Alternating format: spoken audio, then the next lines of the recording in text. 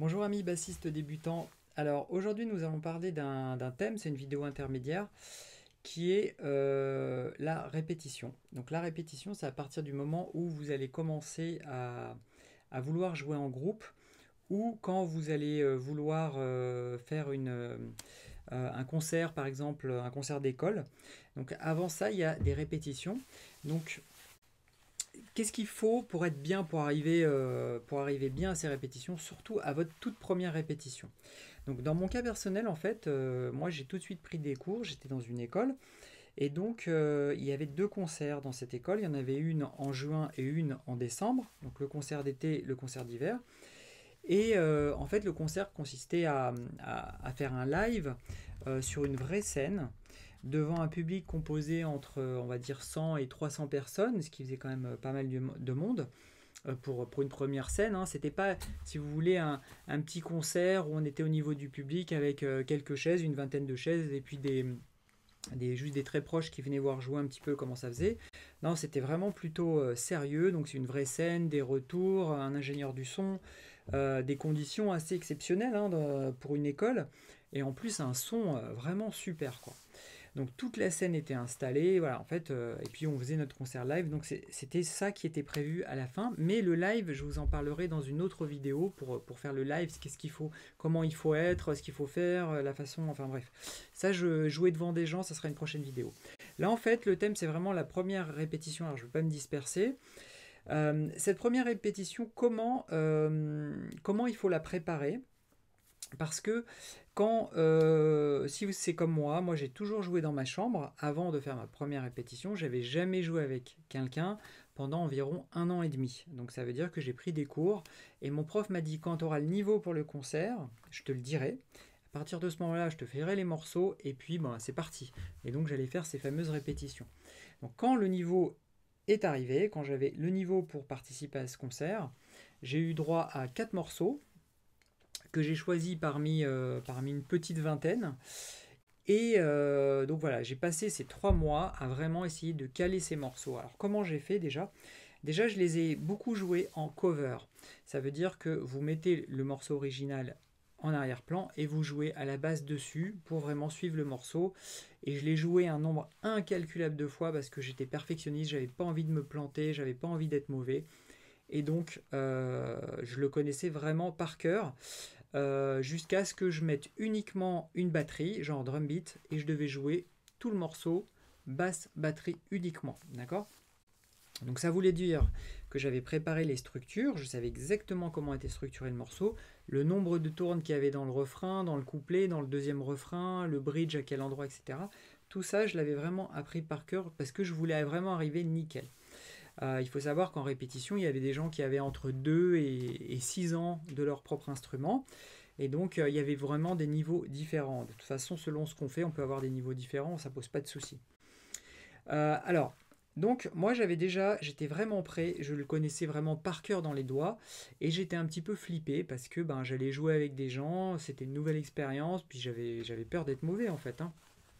Il faut savoir que quand vous jouez chez vous sur une cover, vous êtes vraiment dans le, comment dire, dans le cocon de la cover, et si vous faites des petites erreurs, etc., ça s'entend pas vraiment parce que vous êtes dans une cover, il y a le son qui est derrière, et donc ça atténue énormément vos propres défauts, donc il n'y a pas de souci. Par contre, quand vous jouez avec des autres personnes, il n'y a pas une cover qui vous met dans un cocon, c'est vous qui devez faire la musique, qui devez tracer la route. Si vous vous plantez, ben, il faut savoir remonter dans le train pour continuer. Alors voilà les choses qu'il faut avoir fait pour être tranquille pour une répétition comme ça à plusieurs. Moi je suis arrivé dans la salle, je ne connaissais personne, hein. C'est des gens qui jouaient depuis un moment. Eux, il y en a qui jouaient depuis un moment et ils se connaissaient parce que justement ils avaient fait plusieurs concerts et des répétitions ensemble. Moi c'était pas mon cas. Donc on était 3 bassistes. Il y avait une vingtaine de morceaux et on tournait, il y avait 3 ou 4 salles à disposition. Et puis si vous voulez, le dimanche, il y avait 4 dimanches et ben on faisait une répétition toute l'après-midi, à savoir 1 heure par morceau, et on changeait de salle, il y avait une grille, on savait à quelle salle on devait aller, etc. Puis à chaque fois, c'était un nouveau batteur, nouveau chanteur, nouveau guitariste pour chacun des 4 morceaux. Je ne jouais pas vraiment avec les mêmes personnes.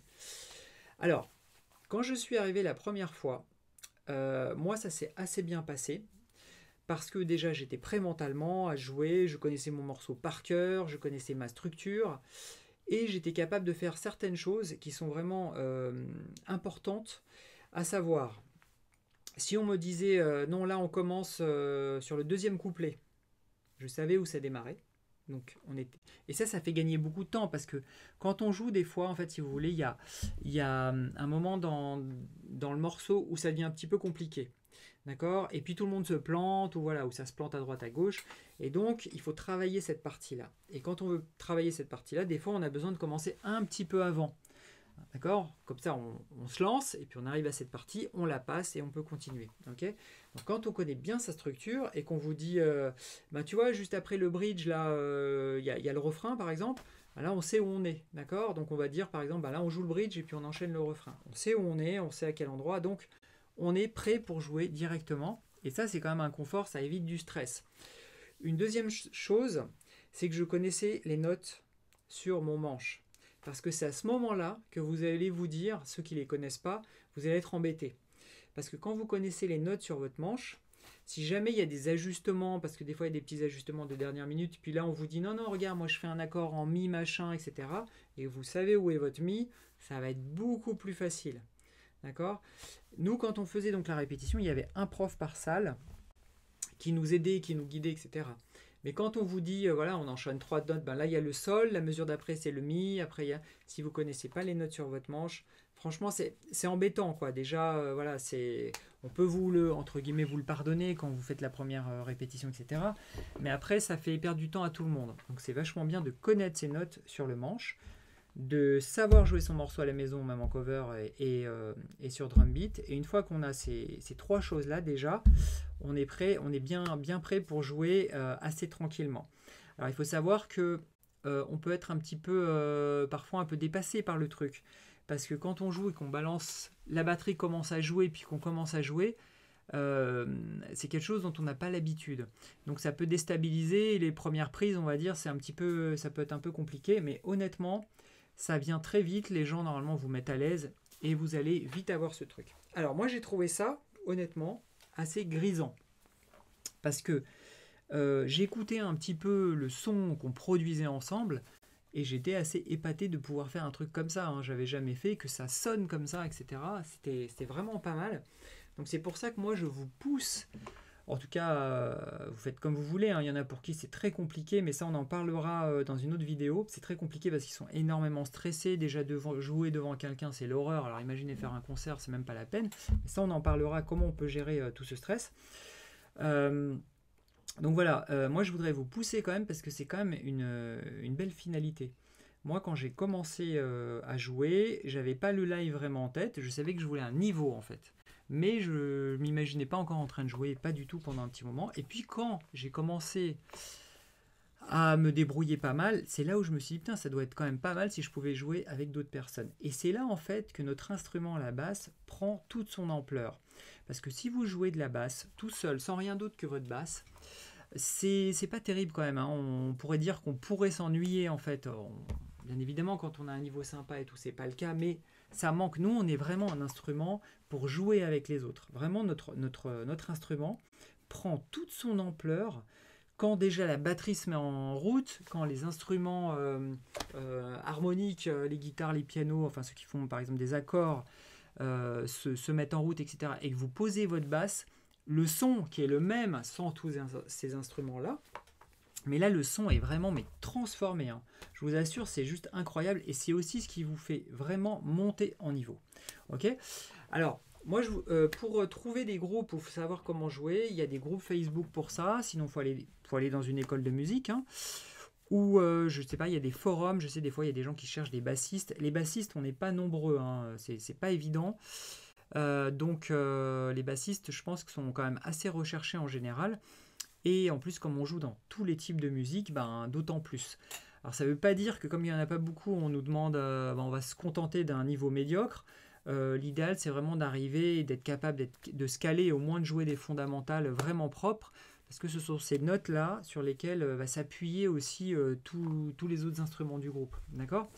Alors écoutez, j'ai voulu faire une petite vidéo comme ça pour parler du jeu en groupe. Si vous avez des questions là-dessus, n'hésitez surtout pas en commentaire. Venez aussi dans le groupe Facebook où j'annonce la vidéo et où on peut aussi discuter de ça. Donc voilà, en tout cas, j'espère vous avoir donné envie.